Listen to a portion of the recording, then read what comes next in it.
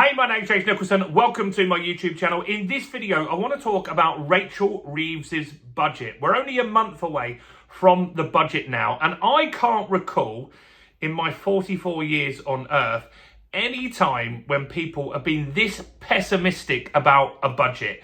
It is looking terrible, and really, I think we've got to get prepared for it and really understand what the expectations are going forward. You see, the government, they're just going to be increasing taxes, and there's not many good things expected in the budget. So in this video, I'm going to break down all of the things that are expected in the budget and give you the angle towards a property investor and those that own property or maybe want to get into property, because obviously this is a property channel.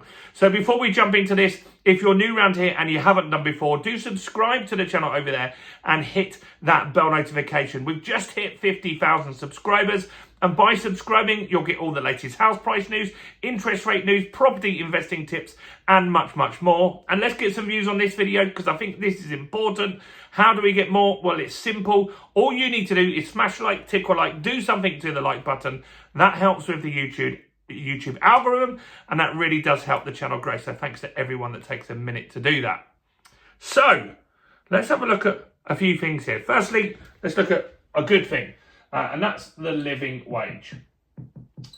So living wage currently stands at £12.21, and that is expected to increase to £12.70.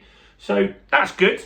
That's going to help people with affordability. It's going to help them get a little bit back after these years of high inflation. What it's not good for is small business. You see, small business are more likely to employ people on around this sort of wage, and they're already struggling at the moment. And so ultimately, this is good. I think people deserve to get paid more money, but I think it's going to hit small businesses, and I think it is going to lead to more unemployment. You might not like to hear that, but that's ultimately what happened when the Labour Party increased the national insurance contributions, business rates, and various other things last time round. So we'll see how that goes. But if your business that you're working for can afford it, that's good. Next, let's talk income tax. There's two things that they want to talk about in the budget, and neither of them look great. First is increasing income tax by 1p. That's one thing that we're looking at here. So that might happen, that we might increase income tax by 1p. That isn't great, but I don't think that's going to impact people too badly. The other thing is they've said the people with the broadest shoulders should be paying more. So that means increasing income tax to higher earners. That might be something that they look at as well. But a stealth tax that they're looking at is freezing the tax-free allowance, and that currently stands at £12,570. And so that is a stealth tax. That means that more people are going to fall into that tax bracket. They're going to earn above that because of pay rises, because of inflation. And so more people are going to have to start paying tax. And that should be going up every year. It should be going up at least with inflation, but they're not looking to do that this time round. Next one I want to talk about, this is going to impact a lot of people, and I believe it's going to be inflationary. Right now, to a small business, they have to get their turnover above around £90,000 a year in order to be eligible to pay VAT, which is 20%. And so by not being at that level, maybe you're a small cottage industry, an independent contractor, then you benefit by not having to charge that. And so you've got a little bit of an advantage there. Well, this is crazy if they do this. And this would mean that they're looking to take that threshold down from 90k down to 30k, which would include most businesses. And now suddenly, potentially millions of businesses that didn't have to pay a VAT suddenly do. That means they're going to increase their prices by 20%. That's inflation rate. That's not great. That's going to mean those businesses struggle, because sometimes they don't pass that on. So they're just going to take 20% less. Sometimes they try and do halfway, but ultimately those businesses will make less money and more of them will fail. So that is something they're looking at. I think that's terrible. So we'll see how that works out. What else? Well, ultimately, why is this all happening quickly as well? Because I missed this off at the beginning. The government needs to find between 20 and 50 billion. They say estimates with economists are that the government has a black hole of around 30 billion. The fact that the range is so big, 20 to 50 billion, doesn't mean they've got very accurate data, does it? And that's a bit of a worry in itself. And that's why they're looking to increase taxes on us this time round. Next is the property tax. This has been talked about a lot. And we had a very popular video on the channel here where we got nearly 250,000 views. And that's where they're saying properties above 500 grand, any property above 500 grand that's sold, would then stop paying council tax, wouldn't pay stamp duty on that sale either, but they would get an annual property tax. Now that's a problem because that could get quite expensive. They have that in America. It's not very popular. And the reason for that is that you ultimately never really own your property in that scenario because you're just going to have to pay tax forever. And by having that tax that you've got to pay forever, the problem is when you retire and your income drops, which happens in America a lot, people struggle to pay that tax. So that's something that's still being considered, hasn't been taken off the table. We talked about it a couple of months ago on the channel when it launched and they started talking about it in testing. They haven't walked that back yet. So that's still very, very likely to potentially happen. So we want to see how that happens. Next is the mansion tax. Another property tax which they're floating around. And so the mansion tax would go on people that already live in the properties. So they're not necessarily selling the property. And it would be a similar sort of thing. And it's a people that own properties above £2 million. So here's a scenario. You own a property that is £3 million.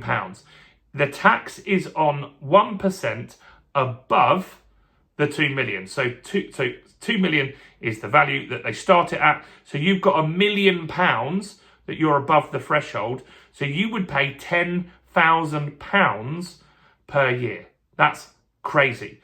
And so that is very, very high. That's going to hit people that you could have bought your property in the 50s, in the 40s, even some people still would be alive. And they could have bought those properties with no intentions of having these problems. House prices weren't out of control back then, but they have a nice property. It doesn't even have to be a big property. This could be a flat in Chelsea or something. You were just fortunate that you bought in the 50s in Chelsea. You've got your flat and it's worth a lot of money now. And so because of that, you've got to pay this huge tax. Now, some people argue that this mansion tax gets people out of those properties because they're going to sell and families can then take over those properties. But it doesn't really benefit people if it is on these tiny little flats that are worth a lot of money in central London. So the mansion tax is being talked about. Again, it's not being walked back in interviews. They're still potentially looking at that as an option as well. So that's something that we've got to contend with as well. Then we've got the ISA limit. And so with an ISA, you can invest £20,000 per year into an ISA tax-free. And you can invest that in different things, including stocks and shares. They're looking to halve that 20,000 to 10,000. Now, I think that that's a process of getting people to save less and spend more to get the economy going again. That's my skeptical hat on. Let me know what you think about that one in there. Now, you can still invest £20,000 per year if you invest in UK companies using stocks and shares ISAs as well. So that will push up the stock market. A little bit more skeptical there. So two things could happen if they do this. The stock market could get more money injected into it. The British stock market, the FTSE 100, keeping that up. But also, you've got people potentially spending more money because it's not worth saving in the ISA anymore. So they just start spending and that boosts the economy, but doesn't help people have that rainy day funds. Let me know what you think about that one in the comments below. And the other ones are inheritance tax. So there's likely to be a raid on that, making that worse. And that's terrible, really. You think you've built your net worth, you've worked hard, you pay tax, and you just want your children to have a little bit more of an easy life, and then they've got to pay huge tax again. It's just tax on tax on tax on tax on tax. Inheritance tax is still on there. And the other one that really impacts property as well is capital gains. Now, where this could get crazy is they're saying that they will potentially tax people, capital gains tax, on the property that they live in. So let's just say you are someone that bought a property in Chelsea in the 1950s, a little flat, and it's gone up and it's worth lots of money. Here's your problem. Now the mansion tax comes along and you're like, wow, I can't afford that. I've just got a little old pension, because it could be a 2-bedroom flat, could be worth millions of pounds still, a 2-bedroom flat. But you can afford the gas and the electric on that because you've got a bit of a pension coming in.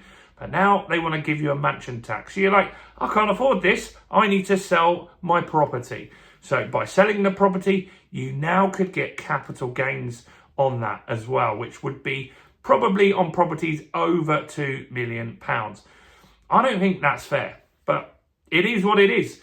What do you think? Like, there's a lot of stuff in this budget. The only thing that I think is relatively fair is increasing the living wage. I think that's fair, but I do think the consequence of that is going to be that lots of people end up losing their job as businesses can't afford to keep staff on.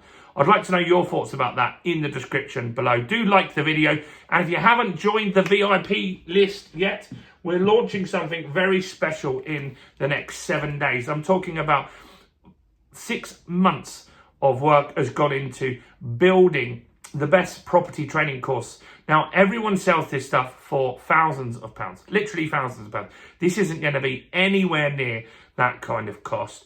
And by joining the VIP list, which is in the description and in the first comment, you'll get access to the best price and as soon as this launches. So you'll get it way before everybody else. All you need to do is click in the description, put yourself in that VIP list. Hundreds of you have already done that, so thanks to everyone that's done that.